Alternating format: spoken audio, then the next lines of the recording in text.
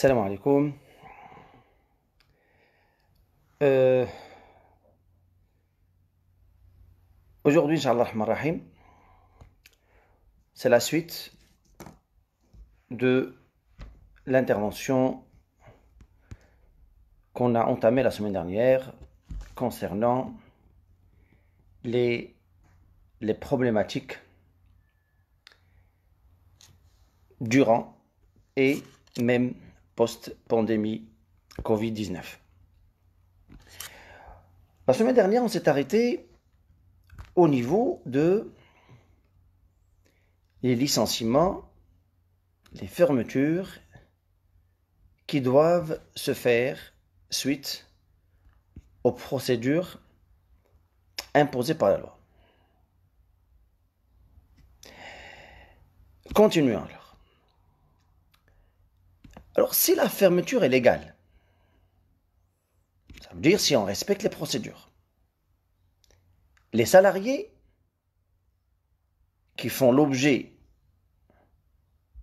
de ces licenciements qui restent dans un cadre légal ont droit à deux indemnités.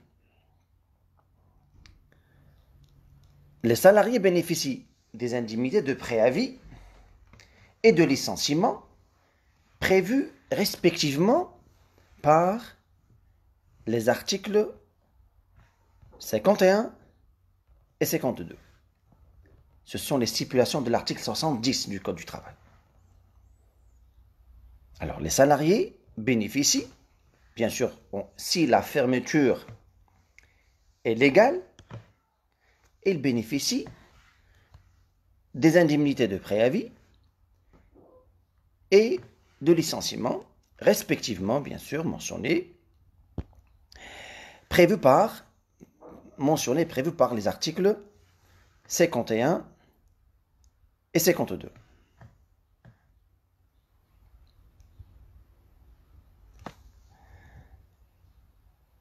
Oui.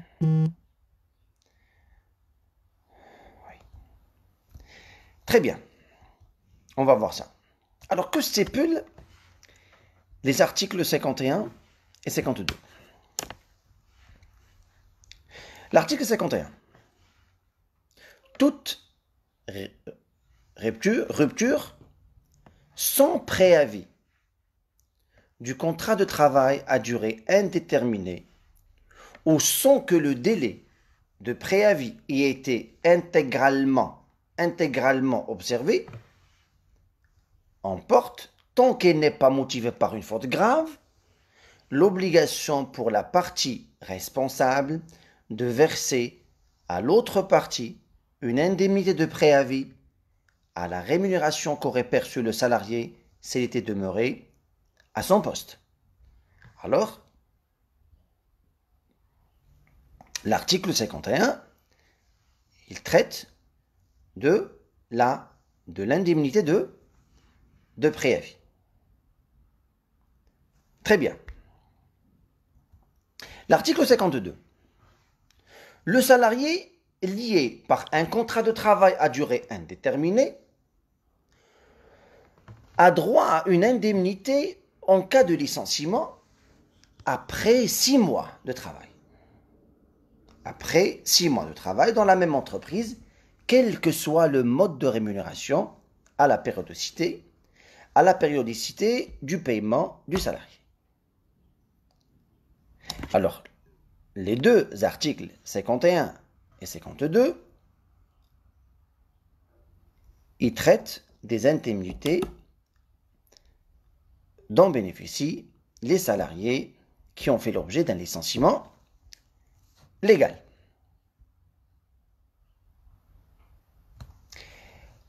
Écoutons l'article 70.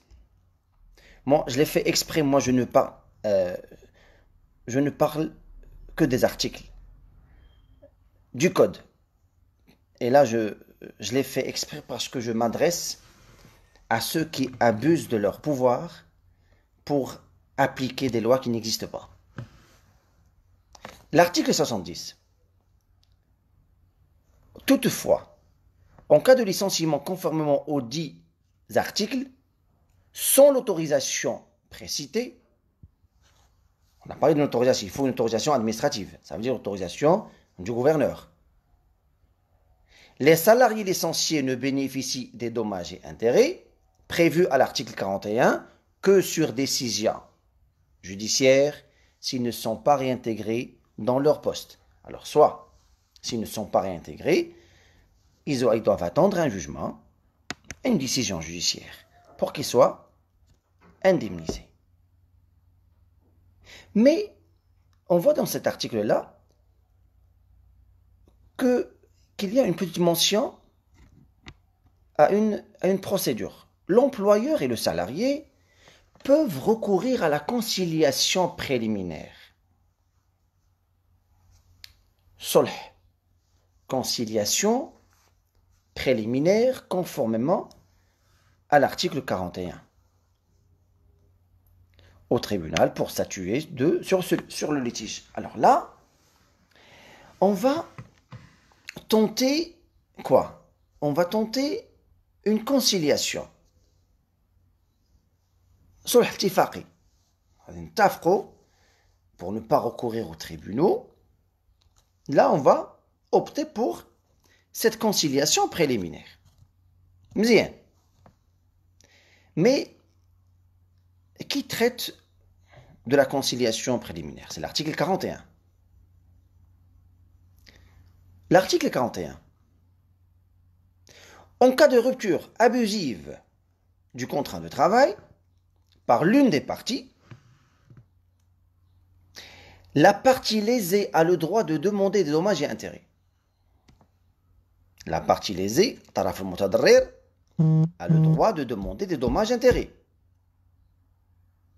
Les parties ne peuvent renoncer à l'avance au droit éventuel de demander des dommages et intérêts résultant de la rupture du contrat, qu'elle soit abusive ou non. Le salarié licencié pour un motif qu'il juge abusif peut avoir recours à la procédure de conciliation.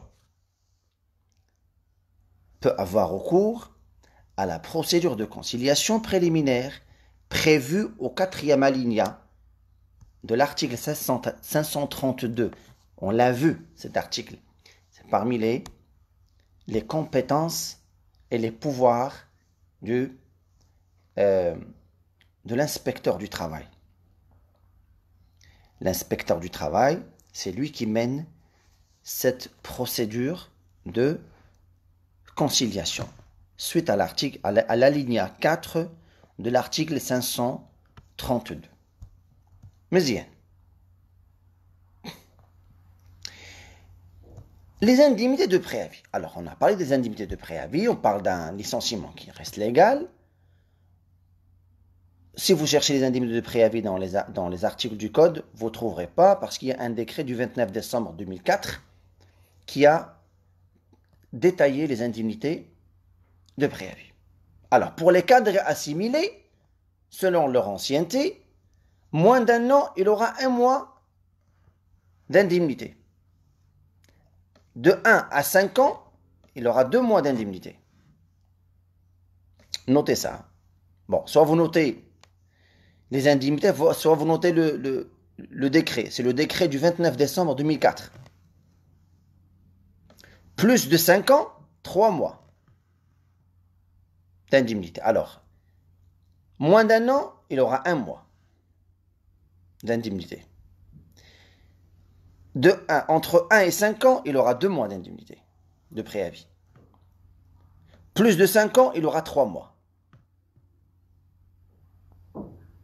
Pour les employés et les ouvriers, selon leur ancienneté, bien sûr, 1 mois ou moins d'1 an, il aura 8 jours. Moins d'1 an, il aura 8 jours. De 1 à 5 ans, il aura 1 mois. Plus de 5 ans, il aura 2 mois d'indemnité. C'est le barème qui a été et qu'on trouve dans le décret du 29 décembre 2004. Alors, la conciliation préliminaire, revenons à la conciliation préliminaire. C'est quoi son problème? Je vais essayer d'être clair. Vous savez, quand on parle d'une conciliation préliminaire, l'employé, l'employeur, il s'assoit, il discute une indemnité. On se met d'accord sur un montant. C'est un acte. C'est un acte. Attention, c'est un acte. Signé. On se met d'accord sur un montant. Et puisqu'on est en train de parler des problématiques du droit du travail durant cette crise, durant cette pandémie-là, ça se peut à ce que les salariés qui ont opté pour cette procédure de conciliation préliminaire de prétendre, après pandémie, qu'ils étaient lésés. Comment ça? Leur employeur leur a accordé une indemnité dérisoire par rapport à ce qu'elle aurait pu avoir. Ils prétendent, ou ils vont prétendre, après pandémie, ils vont prétendre comme quoi l'employeur a exploité la conjoncture actuelle pour leur accorder des indemnités de rien du tout. C'est possible. Alors, certainement, l'employeur, il va rejeter ces prétentions-là. Il va rejeter ce que disent les employés qui ont signé et avec qui il s'est mis d'accord. Mais l'employé plutôt, il ne va pas se baser sur le code du travail pour demander son droit. Il ne va pas revendiquer un droit en se basant sur le code du travail. Non. Il va se baser sur un article qu'on trouve dans le code civil marocain. C'est l'article 1098. Alors, c'est quoi la situation? Pour être plus clair, on a un salarié qui prétend avoir eu droit à une indemnité dérisoire, une indemnité qu'il ne mérite pas. C'est moins de ce qu'elle mérite en principe. Là, en se référant à l'article 1098, avant d'aller à l'article 98, écoutez l'article 513. Écoutez l'article 513. Est nul, écoutez, est nul toute conciliation conformément à l'article 1098 du Code des obligations et contrats. Pourtant, renonciation à tout paiement dû au salarié en raison de l'exécution ou à la cessation du contrat. C'est-à-dire, le salarié, qu'est-ce qu'il a fait? Il a fait des concessions. Il n'a pas demandé tout son argent. Il a accepté une partie de son droit en termes argent. Selon l'article 513, l'acte est nul. Selon l'article 513, l'acte est nul parce que déjà l'article 513, il nous réfère vers l'article 1098 qui rend nul tout contrat où il y a renonciation à tout paiement dû au salarié. Tu n'as pas le droit. Tu dois avoir tous tes droits. Si tu as 30 000 ou 300 000, tu dois avoir 300 000. Tu n'as pas à demander à avoir 20 000 et 200 000. Mais attendez. Revenons à l'article 41. Maintenant, il y a un problème. 73, il nous réfère vers l'article 98. Il rend tous les actes nuls si on renonce à son dû. Mais, selon l'article 41, quand est-ce l'acte de cette conciliation préliminaire, quand est-ce qu'il est considéré définitif? C'est-à-dire, le salarié, même après pandémie, ne peut prétendre avoir été lésé. Dans l'article 41, on trouve les conditions de validité de l'acte de conciliation préliminaire. Écoutez, en cas de versement de dommages-intérêts, le récépissé de remise du montant est signé, il doit être signé par le salarié. Regarde, écoutez les conditions. Signé par le salarié et l'employeur ou son représentant. D'accord? Les signatures dûment légalisées, ils doivent être légalisées par l'autorité compétente. Encore, elle est également contresignée par l'agent chargé de l'inspection du travail. Alors, signature de l'employé, de l'employeur, il doit être légalisé et il doit être contresigné par l'agent chargé de l'inspection du travail. L'accord obtenu dans le cadre de la conciliation préliminaire est réputé définitif et non susceptible de recours devant les tribunaux. Là, je m'adresse aux employeurs. Si ça vous arrive, bien sûr, d'arriver à appliquer la ligne 4 de l'article 532 du Code, n'oubliez pas le dernier paragraphe de l'article 41. Il vous donne les conditions pour que l'acte de conciliation soit valide. Comme ça, l'employé ne peut pas prétendre avoir été lésé. On a maintenant une autre problématique. La problématique de la démission. Bien sûr qu'on a déjà vu la démission. Vous savez l'importance de ce cours-là, de cette intervention-là, il englobe l'ensemble de ce qu'on a vu jusqu'à présent. Bon. Vous savez très bien que la démission reste un acte volontaire. Si la démission est forcée, ça veut dire qu'elle est nulle. On peut dire que le licenciement est abusif. Avec cette pandémie-là, on a lu des articles, on a vu des commentaires d'un nombre de salariés qui ont démissionné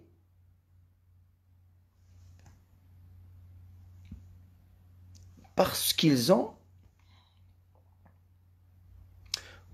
souffrent de troubles psychologiques. Ils ne se sentent pas à l'aise. Ils craignent à ce qu'ils soient contaminés. Ils veulent plus sortir. Ils déposent leur démission. Mais après la pandémie, ils vont demander des dommages intérêts. Hein, parce que pour eux, le licenciement était abusif. Et là, croyez-moi, les tribunaux auront beaucoup de travail à faire hein, devant de telles situations. Mais bien. Vous savez très bien que, en cas de démission, on distingue entre CDD et CDI. Pour le CDD, on n'a qu'à se référer à l'article 33. L'article 33 du Code du travail. Le contrat de travail à durée déterminée prend fin. D'accord? Au terme fixé par le contrat ou par la fin du travail qui a fait l'objet du contrat. Mais la rupture avant le contrat, bien sûr, donne droit à des dommages-intérêts en faveur de la partie lésée, que ce soit employé ou employeur. Ce sont les stipulations de l'article 33. Pour le CDI, pour que la démission soit valide, il doit être écrite, ça on l'a déjà vu, elle doit être légalisée, et une copie doit être envoyée à monsieur l'inspecteur du travail. À titre d'information, c'est l'une des conditions n'a pas été remplie, et il suffit que le salarié reconnaisse devant le juge qu'il a démissionné, même si la démission n'a pas été écrite. S'il reconnaît devant le tribunal qu'il a démissionné, la démission est valide. Ça veut dire la démission aura ses répercussions juridiques sur la situation, sur les deux parties contractantes. Alors, certes, la démission, cette problématique, si vous vous rappelez, quand on a parlé de la démission, on a dit qu'il y a une démission tacite, express, et une démission tacite. Je vous ai dit, ça se peut à ce qu'un commerçant, à ce qu'un salarié prétende avoir été victime de troubles psychologiques, d'une certaine peur d'être contaminé, c'est pour cela qu'il est démissionné. Parfois, à cause de la même pandémie, il y a des salariés qui ont démissionné tacitement, c'est-à-dire il y a abandon de poste. Ils ont abandonné leur poste. Mais, comme on a dit, celui qui évoque la démission, c'est à lui de la prouver, que ce soit employé ou employeur. Dans ce cas-là, qui va évoquer la démission? C'est l'employeur, parce qu'il voit plus son employé. Confiné, il ne peut pas se rendre au travail. Oui, s'il est confiné, il ne peut pas se rendre au travail. Confiné dans la ville où se trouve l'entreprise? Non. Il a été coincé. On va aller plus loin. Peut-être il a passé le week-end en Espagne et on a fermé les frontières. Dans ce cas-là, on ne peut pas parler d'abandon de poste. Il suffit à ce que l'employé prouve que le fait qu'il ne s'est pas rendu à son poste était contre son gré. D'accord? Bien sûr, l'employeur, quand il voit que son salarié ne s'est pas rendu à son poste, il va lui envoyer une lettre. Et s'il ne répond pas à cette lettre, dans ce cas-là, il peut considérer que l'employeur est démission. On a parlé de ça, on a parlé de ce qu'on appelle la mise en demeure. Très bien. Une autre problématique. La suspension du contrat de travail. Vous vous rappelez, on a parlé de la suspension du contrat de travail. Suspension d'un CDD. Supposons que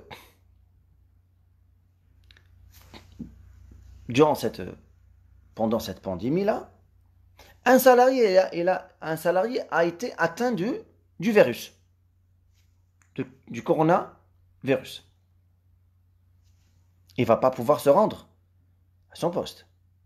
Il ne va pas pouvoir travailler. Du coup, le contrat à durée déterminée, il ne va pas prendre fin. Il ne va pas prendre fin. On l'arrête. Après guérison, on reprend. Ne croyez pas que le contrat va prendre fin. Ce qui s'applique à l'employé, CDD, s'appliquera à l'entreprise qui a engagé l'employé CDD. Pendant cette pandémie, l'entreprise a été forcée à fermer provisoirement. Et l'employeur a déjà signé des contrats à durée déterminée. Dans ce cas-là, qu'est-ce qui va se passer? Le contrat ne va pas prendre fin. Non. On va suspendre le contrat à durée déterminée et après la réouverture de l'entreprise, on va reprendre le contrat. Ne croyez pas qu'à cause de ce virus-là, les contrats CDD vont prendre fin parce que ni l'employé ni l'employeur exécutent leur contrat. Très bien.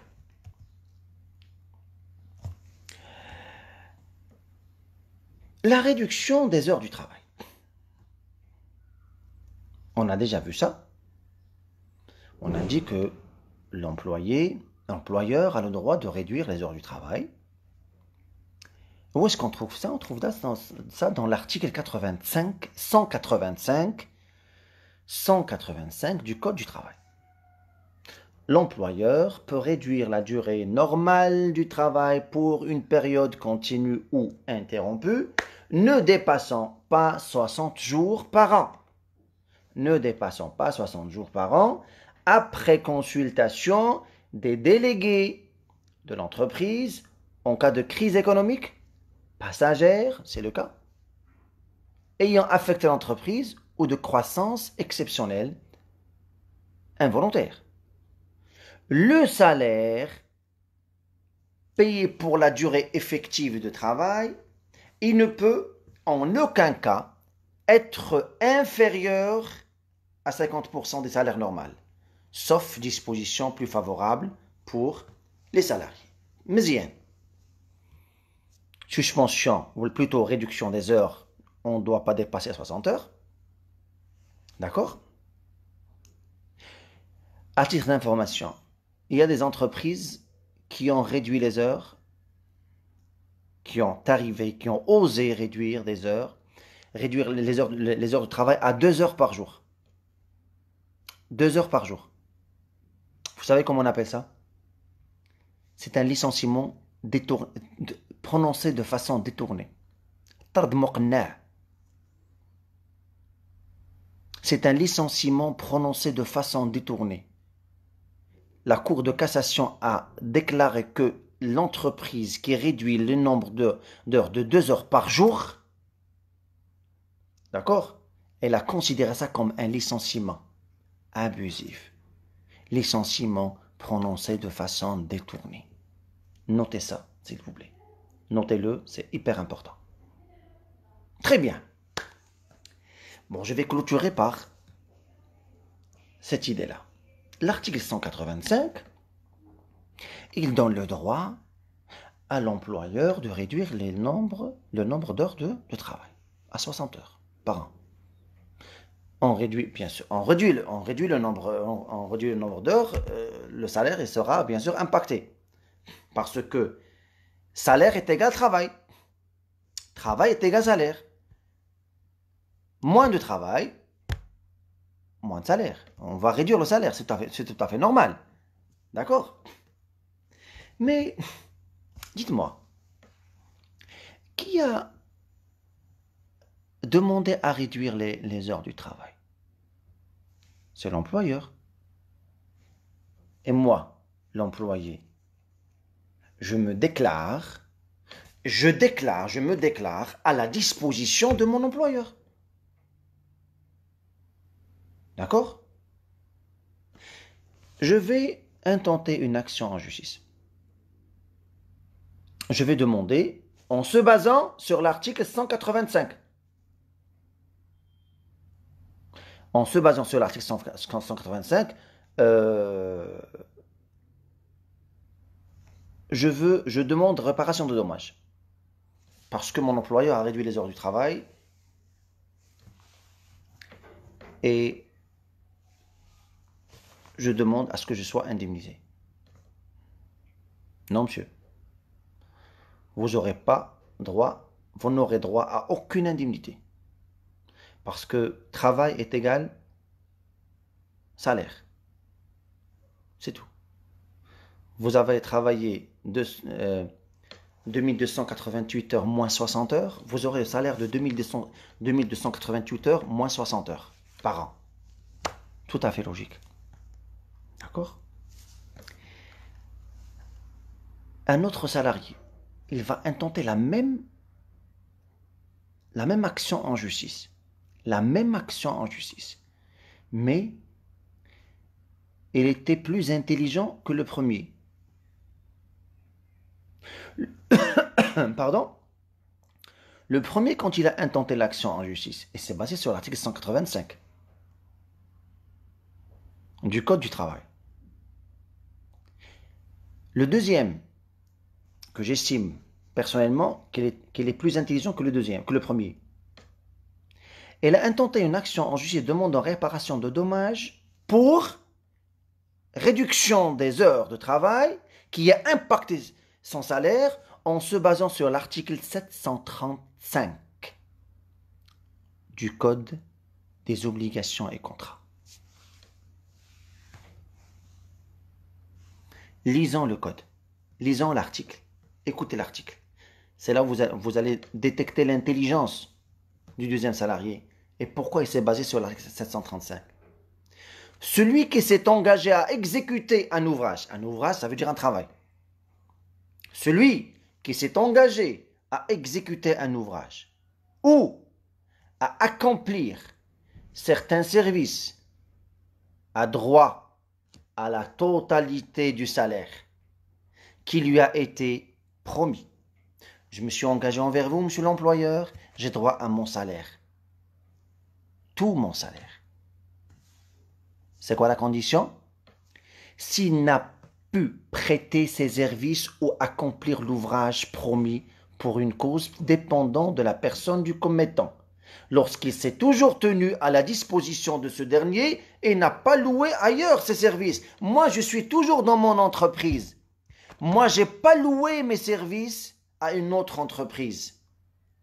Je me suis engagé envers vous. Et là, j'ai droit à mon salaire complet. Croyez-moi, mes chers collègues, amis, étudiants, si le salarié intente une action en justice en se basant sur l'article 735 du Code des obligations et contrats, il aura gain de cause, il aura des indemnités, ça veut dire il aura son salaire complet. Si on se retrouve devant une telle situation, il faut intenter l'action en justice selon l'article 735. C'est pas selon, et non pas sur la base de l'article 185. Bien sûr, le juge, quand on va saisir au tribunal, hein, il va accepter les deux. Il va appliquer la loi. Si tu intentes l'action en justice selon l'article 185, il va appliquer l'article 185. Travail est égal que salaire. Tu travailles, moi, tu auras un salaire qui correspond aux heures que vous avez travaillées. Si tu intentes une action en justice sur la base de l'article 535, vous aurez un jugement selon la logique de l'article 535. Vous êtes resté dans votre entreprise, vous n'avez pas loué, parce qu'on loue un service selon le code. D'accord? Vous êtes toujours déclaré présent pour votre employeur. Ceci dit, il faut qu'il vous donne votre salaire complet. Je vous remercie infiniment. On se voit la semaine prochaine, Inch'Allah Rahim. Et le sujet qu'on va traiter la semaine prochaine, c'est l'accident du travail. Ciao, ciao. Salam alaikum.